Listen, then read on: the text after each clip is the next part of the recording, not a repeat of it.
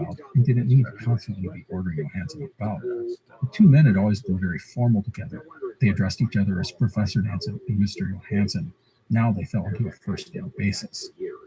The men also slept a lot. They were lethargic, like any other hibernating animal. The problem that did plague the men were the foxes. They would visit the hut regularly, often just chewing on the bear carcasses. However, they made a nuisance of themselves when they would steal things, which they loved to do. That winter, the foxes would make off with a sail, a ball of twine, a thermometer, a harpoon line, and more. The men would take some shots at the animals to frighten them off, but the results were mixed. The new year would bring thoughts of escaping their winter quarters. The men began to make new bearskin mittens and leggings, as well as the aforementioned sleeping bag. In late February, the birds would return, a sign the winter was coming to a close. But everything nearly ended when, on March 8th, Johansson would climb out of the hut and be greeted by a polar bear.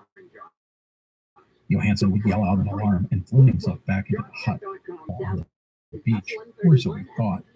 He would turn and start to walk away when he heard another shot. The bear got up, and it was Nansen who would finish him off.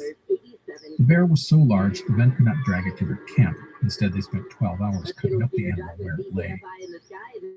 The next couple of months would give the men time to prepare for the next phase of their journey. With the weather warming, they began to make new clothing from the blankets and discarded sleeping bag, and kayaks were repaired and waterproofed using blubber. New lashings were made from walrus and bear hide. Bears, by the way, were always a danger, but the pesky foxes were gone as they took to hounding the nesting birds on the cliffs as they were easier pickings. By May 12th, the men were ready to depart. The weather was warming, and they had food and fuel. They knew they would need to hunt as they went on. After a few delays, they would finally set out a week later. Before leaving, they would photograph the hut they had lived in for nearly 8 months. Nansen's final act was to leave a note in the hut. It said, quote, "We are going southwest along the land to cross over to Spitsbergen," end quote. There was still a lot of ice around the islands, so the men would begin by man-hauling their sledges. It was hard work, but they were thrilled to be on the move again. However, it was not long before a storm would halt them for several days. By the way, the men had no tent. The old one had essentially disintegrated. Thus, they would park their sledges side by side, but with enough space in between for them. Ski poles were placed across the sledges and a sail on top of those, all of it making a simple tent. It was crude and not very warm, but it worked. When the men continued, they pressed southwest in the kayaks or on skis, but the weather often slowed them or forced them to take shelter. The slow progress gave Nansen time to contemplate the situation. He still had doubts about his location, and the men had to reach Spitsbergen this summer. He didn't know if they could survive. Late May, a storm would pin them down for over a week. It was running low.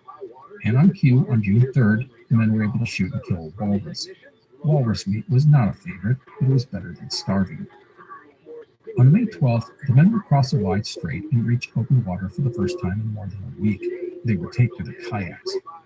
Later that day, they would moor their kayaks next to a high ridge of ice. They would climb to the top to get a good look around. It was then that disaster struck. The catamaran broke from its moorings and started to drift off into the sea. The men rushed back to the shore, where Nansen took off some clothing, handed his watch to Johansson, and jumped in. The freezing water would nearly kill Nansen. He swam after the boat, but the cold shocked his system, and his limbs almost stopped working. But he knew he could not fail. Their lives were on those kayaks. They were dead if he couldn't reach them. Nansen would manage to get to the kayaks and grab a hold of them. He would then try to swim back, but he was too exhausted. Instead, he managed to get a foot onto a kayak and climb on board. Fighting the wind and current, the soaked and shivering Nansen struggled to row the catamaran back to shore. When he finally got close to the ice's edge, Johansson jumped into the other kayak and took over rowing. Nansen had almost died, but he had saved the two men. Johansson would get his companion out of his wet clothing and into a sleeping bag. Nansen would eventually fall asleep and would wake up tired but unhurt from the ordeal. And thus, another disaster was averted. Have we had enough near disasters? Well, of course not. Another one we met a few days later, this in the form of an angry walrus. A walrus would take umbrage at Nansen's kayak and attack it. They would chase off the beast, but not before its tusks went through the boat, and thus they would spend 2 days repairing the kayak and drying out gear. On June 17th, they were getting ready to depart, Nansen cooking a meal. He then suddenly walked up to a nearby ridge, saying, quote, "I hear dogs barking." Johansson rushed over, lent his ear to the situation, but heard nothing. Perhaps it had been the wind or some other natural phenomenon, but Nansen was not sure. He decided to go investigate on skis, taking with him the telescope and a gun, the latter in case he ran into a bear. It was risky for Nansen to go off alone, but they didn't want to leave the kayaks and the gear unattended. Nansen would proceed inland, doubt creeping into his mind, until he heard it again, the bark of dogs, and that was followed by something else, a human voice. Nansen said at that moment he, quote, jumped up on a hummock and shouted with all the power of my lungs, end quote.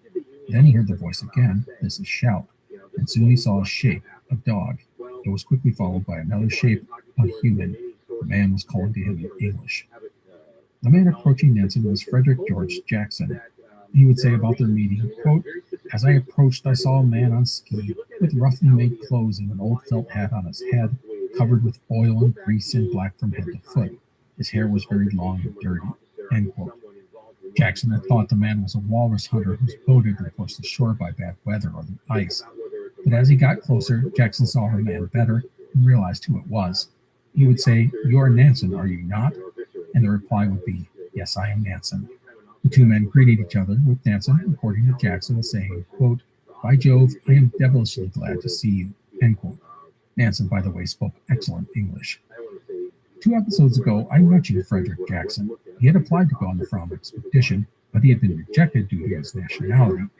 But here he was, face to face with Nansen. Jackson is probably best described as a Victorian gentleman adventurer. He was 35 years old and had the backing of an English newspaper magnate. He had left on his own expedition to Franz Josef Land in 1894, the year after Fromm. Jackson's team, 7 other men, came out to greet Nansen.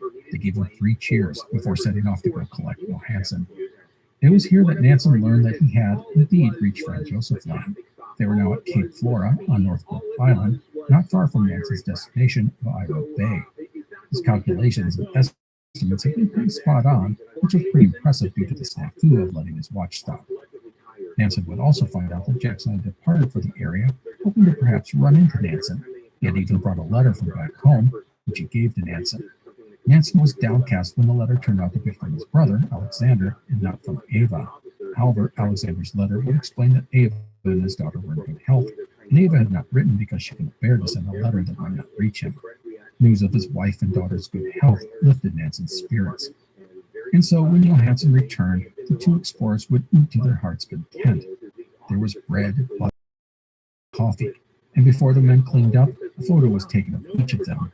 There was even a posed photo of Nansen on his skis, recreating the moment he and Jackson had met and shook hands. After that, it was hot baths, shaves, and haircuts. Roland Huntford, in his biography of Nansen, said, quote, out of the sooty troglodytes from the long winter in the half-buried hut, there emerged 2 fresh-scrubbed, barely recognizable Europeans, end quote. Jackson's ship was not near the base, which consisted of about half a dozen huts, so it's not as if Nansen could depart Franz Josef Land, at least not yet. Also, in the aftermath of reaching safety, Nansen would suffer mysterious illness, likely to collapse after pushing himself, physically and mentally, for over 2 years. Otherwise, the men rested and recuperated. Other than Nansen's illness, they were healthy. They had actually put on weight, and there was no signs of scurvy. Meanwhile, the 2 men could only wait for Jackson's ship to arrive and take them home. By the way, 2 side notes here. First, the previous winter, Jackson's team had been exploring to the north and had almost reached the location of Nansen's winter quarters. They had come within 40 miles, or 65 kilometers, of the Norwegians before the ice forced them to turn around, so very close. And second note, Nansen and Johansen would later suggest that it was as if fate had caused the walrus to attack and damage their kayak, forcing them ashore near Jackson's camp. Without that incident, the 2 men may have continued on and been forced to make the open sea crossing to Spitsbergen, and so the potentially disastrous walrus attack had, perhaps, saved their lives. Anyhow, side notes done. Here, with Nansen and Johansen safe and sound, is where we will wrap up things for today. Nansen and Johansen had returned alive. In a lot of ways, it was a near miracle. There were so many times things could have gone wrong, and while they had not reached the North Pole, they had accomplished a tremendous amount. Nansen had proved that dogs and skis could be used effectively on polar ice packs. They learned that there was no great continent in the north, just an unpredictable ice pack. They had learned that the Arctic Ocean was bigger and deeper than anyone had ever imagined. They had revealed to the world the vastness of the Franz Josef Land archipelago, mapping all sorts of islands. And finally, Nansen and Johansson had set a furthest north record that would stand for 5 years. Next time, we will get Nansen home, detail the fate of the Fromm and her crew, and talk about the legacy of the Fromm expedition. So there you go. I hope you enjoyed today's episode. Please take care. I will see you next time. The Explorers podcast is part of the Airwave Media Network. Go to airwavemedia.com to find other great shows, including Food with Mark Bittman and Fan Theory Queries. Lowe's always has more ways for you to save. On top of our everyday low prices, pros can save big when buying in bulk. Or if your purchase is over $1,500, ask about our volume savings program. A pro associate can provide a customized quote. Ask about our volume savings program today. It always pays to be a pro at Lowe's. While supplies last, minimum purchase required. Selection varies by location. Lowe's reserves the right to rate quantities. Volume discount pricing quotes valid for 7 days. Visit your local pro desk to learn more and start saving. Offers subject to change and may not be available in all stores. Hi, I'm Neil. And I'm Kev. And we are from the Triviality Podcast, a pub trivia-style game show where a lack of seriousness meets a little bit of knowledge. Join us each week for an hour-long game of general knowledge trivia featuring special guests from around the world, plus tons of extra themed episodes. If you want to improve your trivia game, or you just want to scream at us in your car when we get easy questions wrong, then we're the show for you. Find Triviality on all your favorite podcast apps. But you know that, because you're already listening to a podcast. You're listening to an Airwave Media Podcast. Some folks don't stop searching until they find the truth. If you've got a detective's eye, Jim Mystery is the game for you. Please do cover in a gripping murder mystery as you find hidden objects to help solve her sister's death. You'll look for clues in hundreds of beautifully illustrated scenes set in the roaring 20s. New chapters are added weekly. Find your first clue by downloading available on Android and iOS mobile devices, as well as on PC through Facebook Games. Hello, everyone. This is Matt from the Explorers Podcast. For the next couple of months, we are conducting a listener survey to help us get to know you, your interests, and what you think of the show. You can help out the podcast by taking a short questionnaire at surveymonkey.com/r. That's the letter R. So surveymonkey.com/r/ improve the Explorers Podcast and find new sponsors who actually interest you. In the survey, there's even a place at the end where you can tell me anything you want. Plus, as my way of saying thank you, every person who fills out the survey will be entered to win a $500 Amazon gift card. So please, if you could take the survey, I would appreciate it. That's surveymonkey.com/r/airwave, or click on the link in our episode notes of our more recent episodes. There's also a link on our website's homepage, explorerspodcast.com. Thank you again for your help.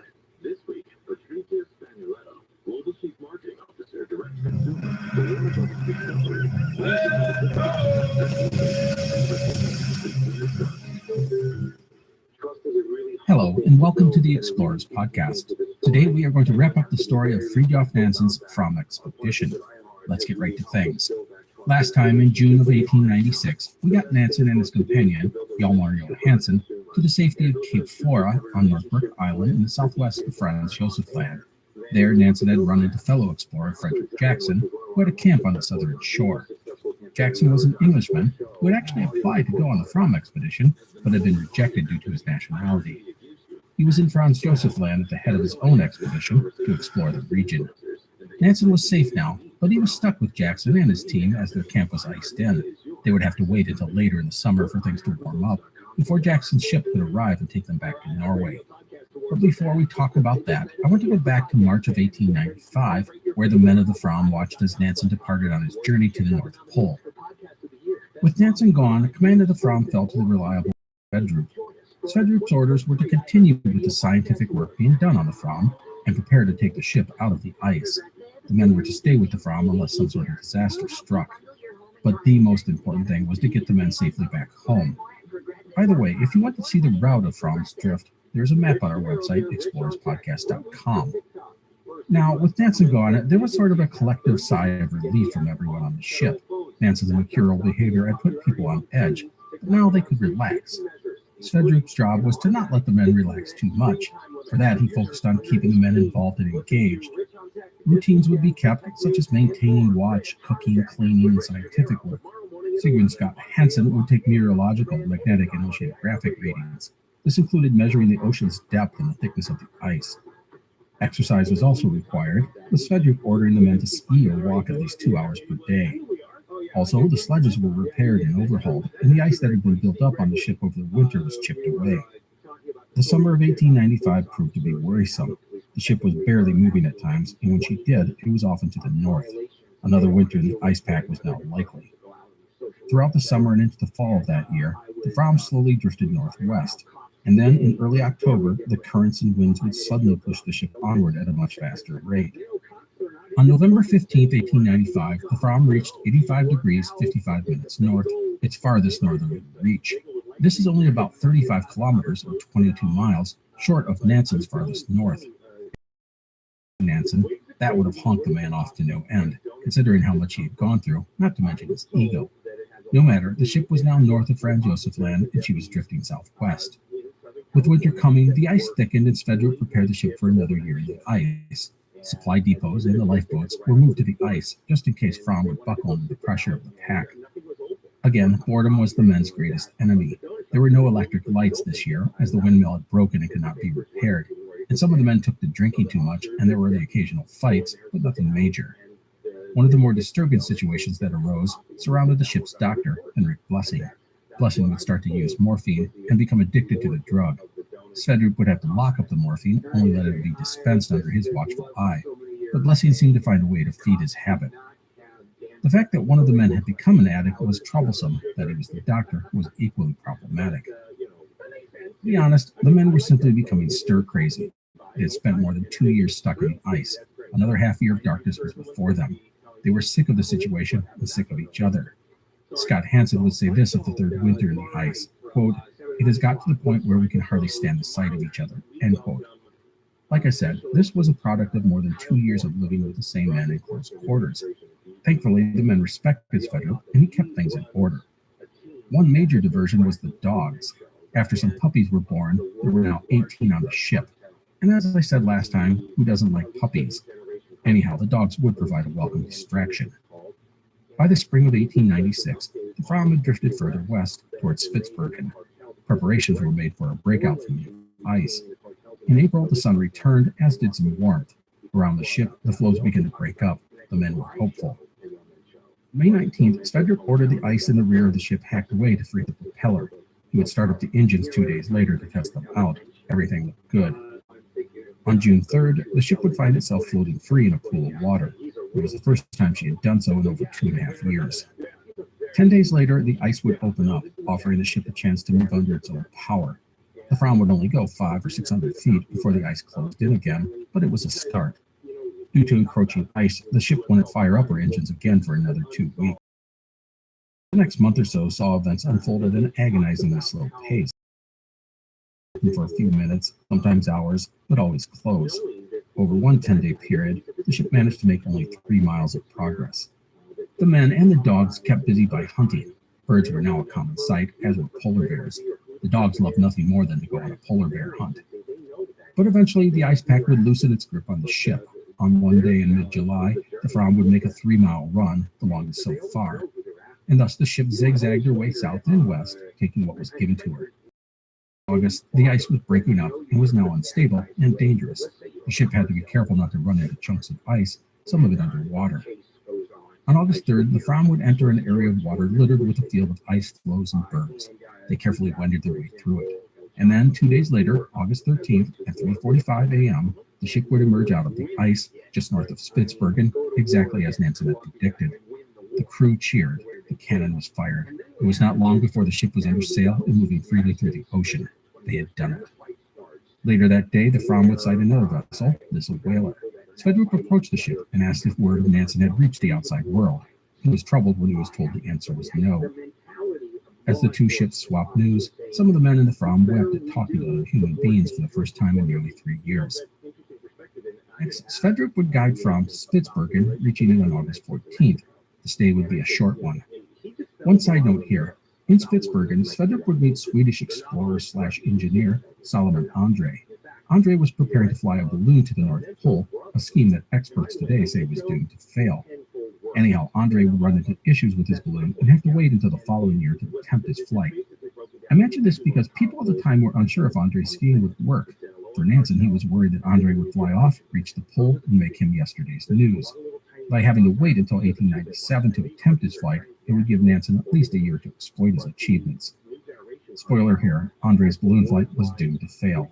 He and his two companions would take off and not be heard from again until their bodies were found on the remote island of Kildideo in northeast Svalbard.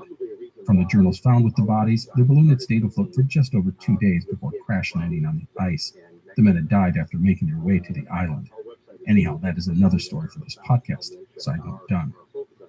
The farm would thus depart for Norway. The plan was to get supplies, send out messages, and then head for Franz Josef Land to look for Nansen. And that is my cue to head back to Nansen, who was stuck on Northbrook Island in Franz Josef Land at Frederick Jackson's camp. Once Nansen and Johansen were settled, they simply had to wait for the ice to clear up around Jackson's camp for a ship to arrive. The ship would bring supplies to Jackson, who was spending another year in the area, and then return to Norway. Nansen felt ill for a while once at Jackson's camp, likely a collapse from the mental and physical fatigue of the past. But it was nothing serious, and he would soon be preparing for his journey home. For this, he would prepare telegrams and letters and organize the notes for the book that he would write. In his free time, he explored the area and spoke often with Jackson. The two men got along well. They were, in a lot of ways, cut from the same cloth. They both had an aura of superiority to them, which made those who worked for them dislike them. Thankfully, Nansen did not need to prove himself to Jackson, so he didn't have to put on the Mr. Know-It-All hat that he wore for so many others. Instead, they just enjoyed each other's company. Regarding the two men's relationship, each would have one area of concern. Jackson would be a little perturbed that he would forever be just the guy who found Nansen. He would, however, handle the situation without any bitterness. As for Nansen, he didn't want anyone to think he needed to be rescued. He even made comments that he could have gotten to Spitsbergen faster if he and Johansen had not encountered the Englishmen. That was sort of silly, as a voyage to Spitsbergen would have been wildly risky. In the end, the narrative that emerged was that Nansen had not really needed any help, but he had been happy to accept aid from Jackson since the opportunity arose. Anyhow, a few notes about this time. Nansen, who had mapped many of the islands to the north, would name some of them. In honor of Jackson, he would dub the island Johansen had spent the past winter Frederick Jackson Island. Another item. Remember how Nansen had forgotten to wind his watch and it had stopped running? Nansen had been forced to guess how long it had been stopped. Well, it was determined that he had only been off by 26 minutes, thus his longitudinal calculations had been pretty accurate. Another note, amongst the team of Englishmen was Reginald Ketzlik, a geologist and doctor. Ketzlik would go on to serve on Robert Falcon Scott's discovery expedition. Next, regarding Hjalmar Johansen.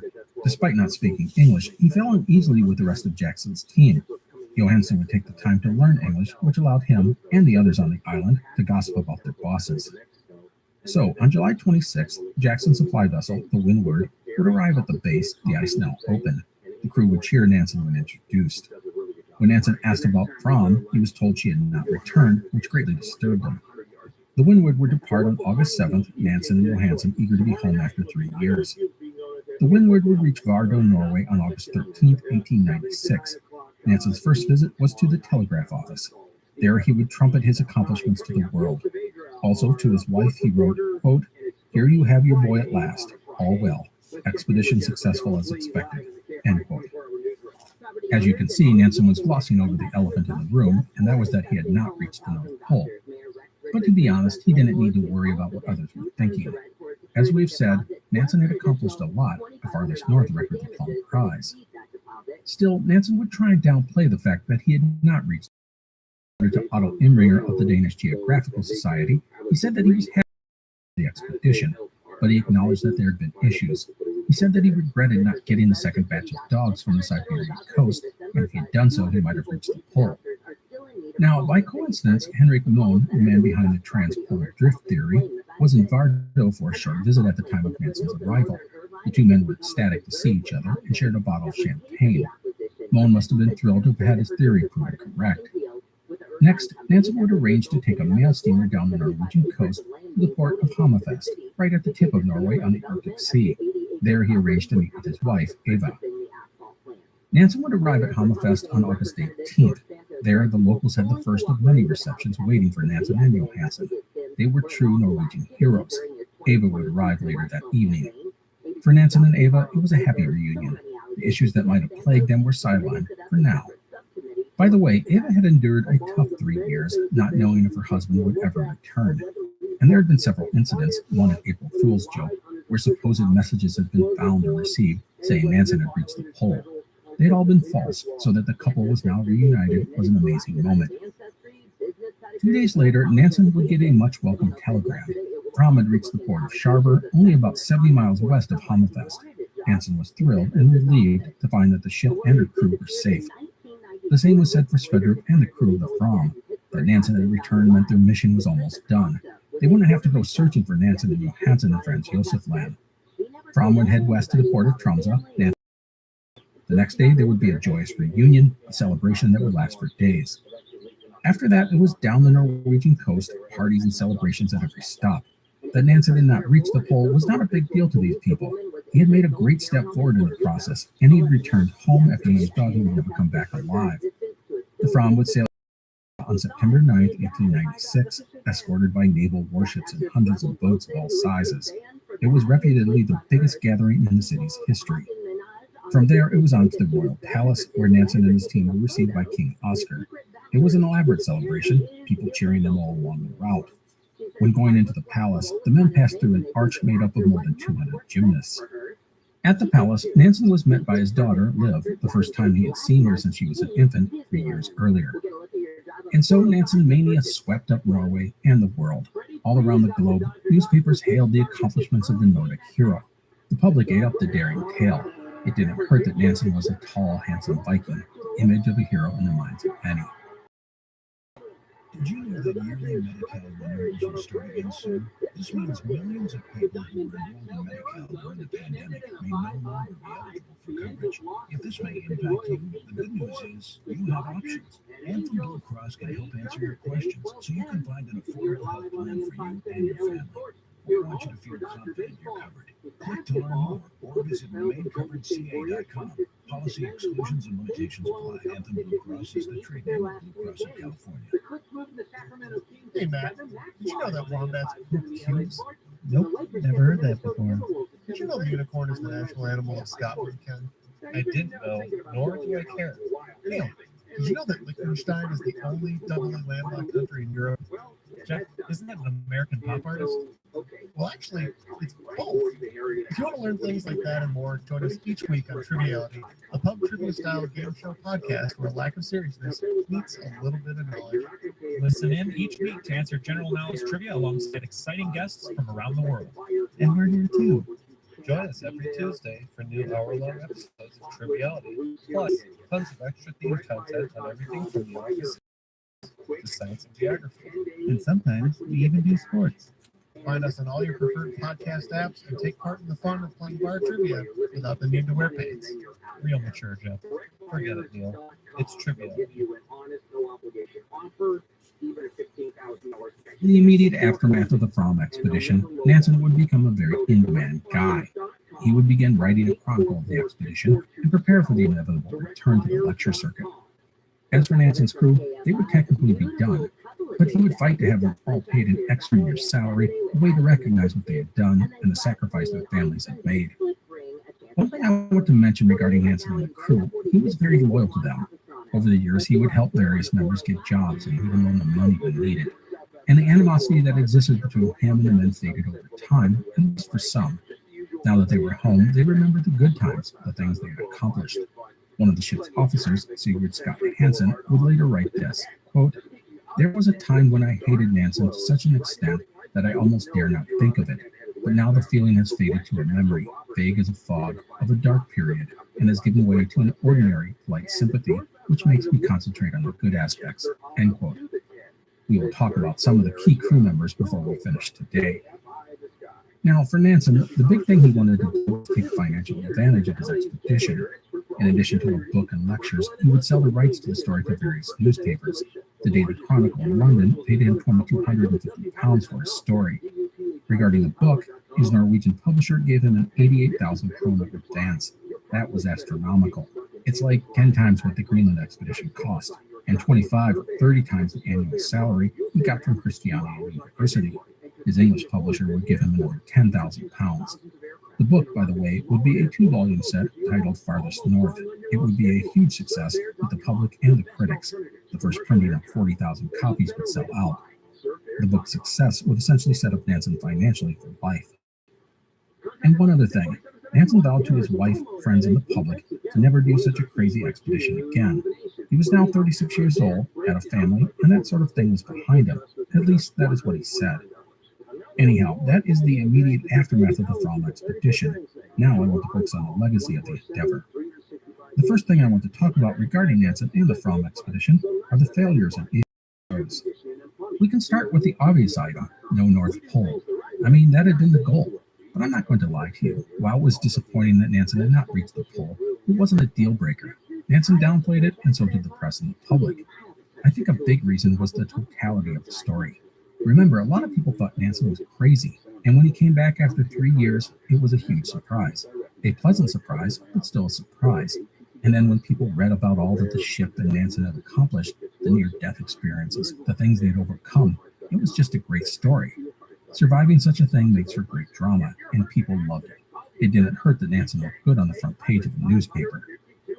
The second item I want to mention is a piece of criticism that was leveled at Nansen from various quarters, and that was his decision to head to Franz Josef Land on his retreat from his farthest north location. I want to remind you that Nansen's push to the North Pole lasted just over 3 weeks. He had budgeted 50 days for the journey. Some felt that he should have tried to go back to Fromm. He was the leader, after all. It was his job to stay with the ship. Nansen was sensitive to accusations he had abandoned his team. People said that he had taken an easy way out by heading for Franz Josef Land. Personally, I can see both points of view.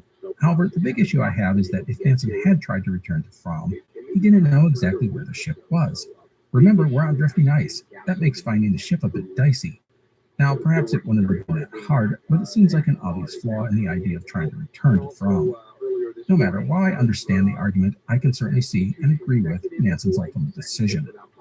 And with that, let's talk about the positives of the Fromm expedition, which were many.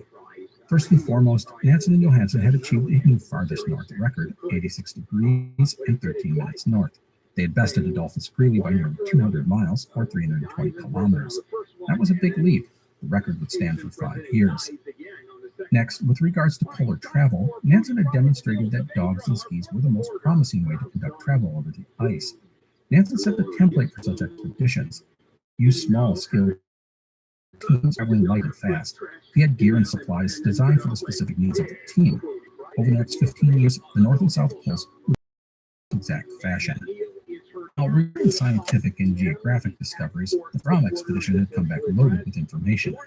The Fromm had gone farther north than any ship in history, and the crew had been taking meteorological, oceanographic, and magnetic readings for 3 years. That was a boom of science. They found that the Arctic Ocean was far deeper than anyone realized, and because of this depth, it proved that there was no great landmass at the North Pole. Also, the voyage proved the transpolar drift theory was correct. And regarding discoveries, Nansen had mapped all sorts of islands in Josef Land, and he had helped prove it was an archipelago. And we can't forget that the Fromm had sailed along the Siberian coast, discovering and mapping all sorts of islands and coastline. It opened the world's eyes to places we knew very little or nothing about. And another thing, Nansen had done it all without losing a single life. That's admirable. The attention to planning and outfitting the expedition was outstanding. This includes the design of the ship, which was revolutionary. The thought put into all the preparations allowed the expedition to succeed. Now, 2 final items I want to mention with regards to the legacy of the expedition. First, the success of the Fromm expedition was a great boost to Norwegian pride. As we noted, Norway was the junior partner in a union with Sweden. Well, the emergence of men like Nansen and his deeds would help fuel Norwegian pride and nationalism. And in less than a decade, Norway would be an independent nation. Nansen will play a role in the creation of what is the modern Norwegian state, but we will talk about that next time. And the second item is that Nansen's Fromm expedition would be one of the biggest sparks in the push for exploration of the polar regions. The heroic age of Antarctic exploration would get started in 1897. Men and nations began to make plans to conquer both poles. Nansen's tactics would inspire many, including a young Norwegian named Roald Amundsen, the man who would be the first to reach the South Pole, as well as the first person to sail the entire Northwest Passage. These would be the glory days of polar exploration, and Norway was at the forefront. All of this will make Nansen a leading figure in polar exploration, and over the next couple of decades, most men seeking to head into the ice will turn to him for advice. Too bad they didn't always listen. So that wraps up the legacy section of the Fromm expedition. Now, before we finish, I do want to mention a few of the men on the expedition because we've spent a lot of time with them. Here we go. The first person I'll talk about is Otto Sverdrup, Nansen's solid and dependable second-in-command for 2 expeditions. I didn't read any books on Sverdrup, but I liked the guy. He was adaptable and smart and proved to be a quality leader. He was not the most dynamic man, but he was trustworthy and respected by the crew. That was very important. In the aftermath of the Fromm expedition, Sverdrup would go on another expedition, with Fromm as well. In 1898, he would head to the Canadian Arctic and spend 4 years exploring and mapping. He would adopt Inuit ways and overwinter in the Arctic for 4 straight years. He and his team would chart a total of 260,000 square kilometers of the area, more than any other polar expedition. Sverdrup would return to Norway as a national hero, but remain mostly unknown throughout the rest of the world. There would be more expeditions for the man. In 1914-15, he would go to the Kara Sea along the Siberian coast in search of 2 lost expeditions. A final voyage took place in 1921, with Sverdrup leading 5 ships into the waters off the Siberian coast in order to expand northern sea routes. After that, he would retire. He died in 1930 at the age of 76. Today, you can find a couple of statues of the guy in Norway, and in 2008, the Norwegian Navy launched the Otto Sverdrup and Nansen-class frigate. In Sverdrup's life, he received numerous honors, including awards from the Royal Geographical Society and the Norwegian Geographical Society. He also received the Grand Cross of the Norwegian Order of St. Olaf. Also, as I mentioned in the last episode, there is Sverdrup Island in the Kara Sea.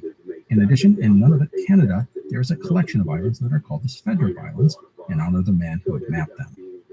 As I said, I liked Sverdrup, and I knew nothing about him before coming into this series, his own series. The second person I want to mention is Nansen's sledge partner, Hjalmar Johansen. To be honest, Johansen's life story ended up sad. He would suffer from depression, which contributed to a drinking problem.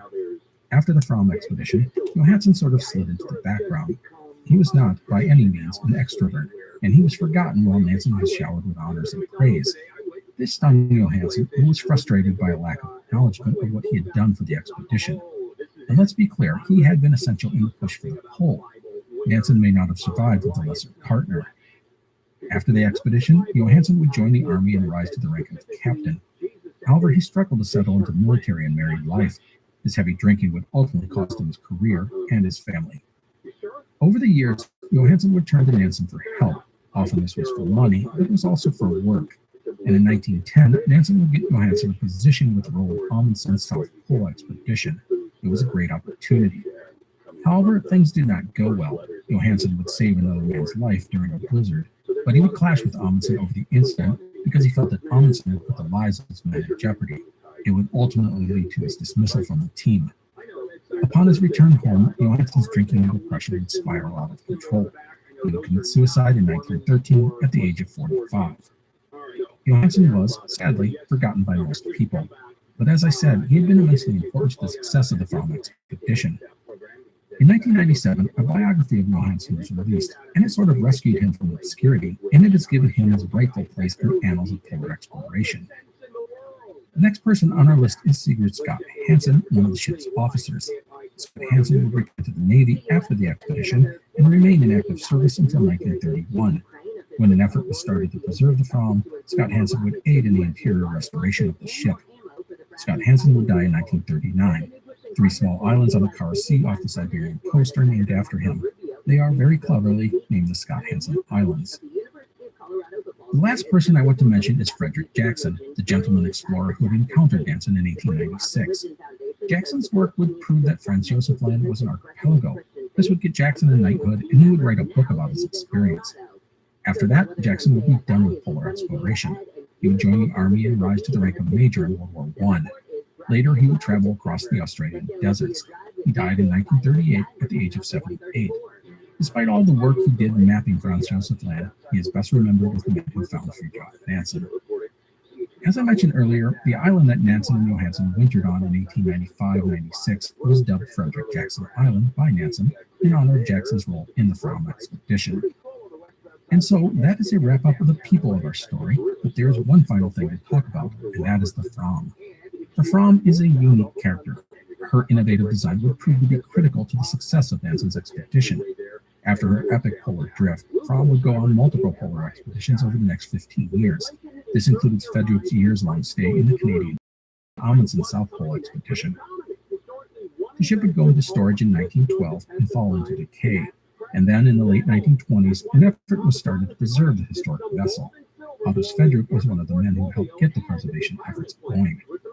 In 1935, the Fromm Museum would open, the centerpiece being a historic vessel. I have, sadly, never been to the museum, but people say it's amazing. Ross, who edits the Explorers podcast, has actually been there, and he attests how awesome this place is. You can even go check out the website where there are tons of photos and videos where you can go through the ship. I put a link to the museum in the show notes, as well as on our website.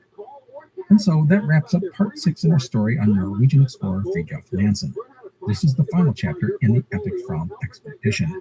However, we are not done with Nansen. There will be one more episode about the man. He is done with big expeditions, although he will toy with the South Pole endeavor. But beyond that, he will be very important in the world of polar exploration.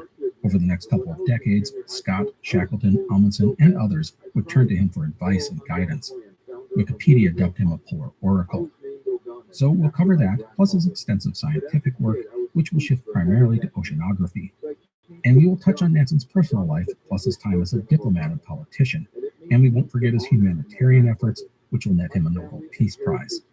So that is it. I hope you enjoyed today's episode. Please take care. I will see you next time. The Explorers podcast is part of the Airwave Media Network. Go to airwavemedia.com to find other first-rate independent podcasts, including Fork in the Road and Good Job, Brain.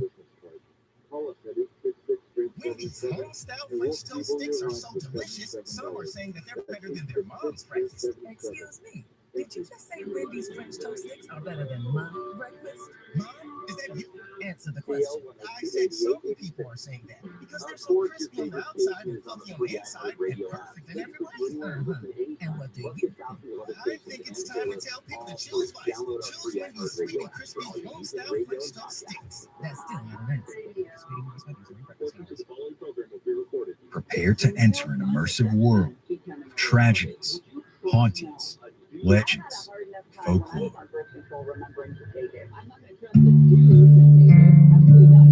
Southern Gothic is a podcast that will take you deep into the dark history and haunted lore of the American South, exploring some of the region's most infamous tales, from the swamps of Louisiana to the shores of the Carolinas, isolated communities of Appalachia, and the bloody battlefields and earliest settlements of Virginia. This is where ghost stories come alive, grim secrets are exposed, and mysteries, well, you need to listen to find out. Join us now at southerngothicmedia.com, or wherever you get your podcasts.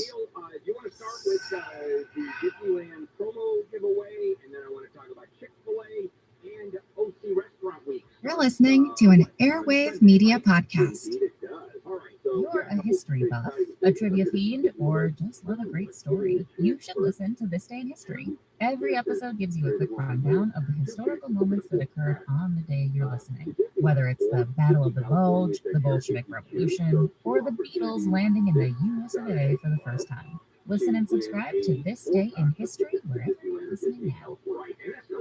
Hello, everyone. This is Matt from the Explorers podcast. For the next couple of months, we are conducting a listener survey to help us get to know you, your interests, and what you think of the show.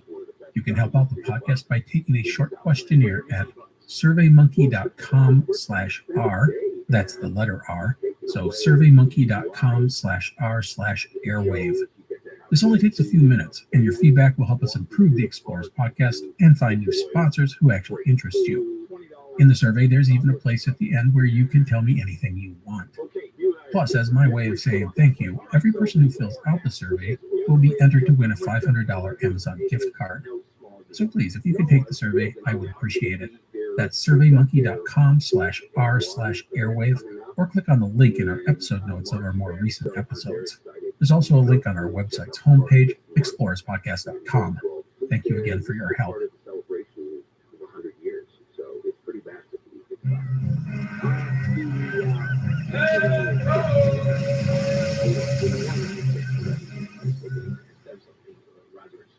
and welcome to the Explorers Podcast. Today we are going to wrap up our series on pioneering Norwegian explorer Fridtjof Nansen.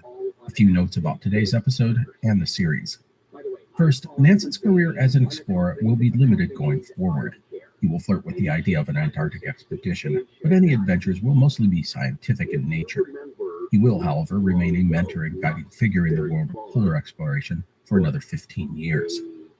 Second, in today's episode, we are going to cover the rest of Nansen's life, which is really pretty extraordinary.